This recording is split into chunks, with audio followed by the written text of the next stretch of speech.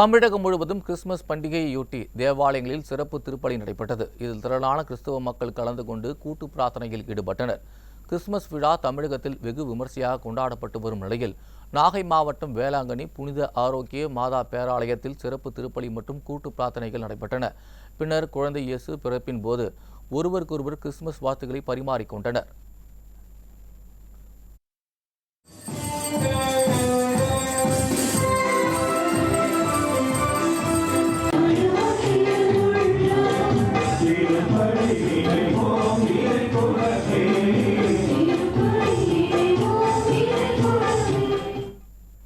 சென்னை சாந்தோமில் உள்ள தேவாலயத்திலும் கிறிஸ்துமஸ் விழாவையொட்டி சிறப்பு கூட்டு பிரார்த்தனை நடைபெற்றன. இதில் ஏராளமான கிறிஸ்துவ மக்கள் புத்தாடைகள் அணிந்து வந்து இறைவனை வழிபட்டனர்.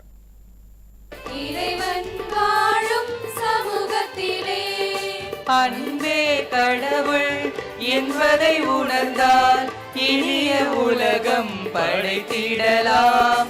அன்பே கடவுள் என்பதை உணர்ந்தால்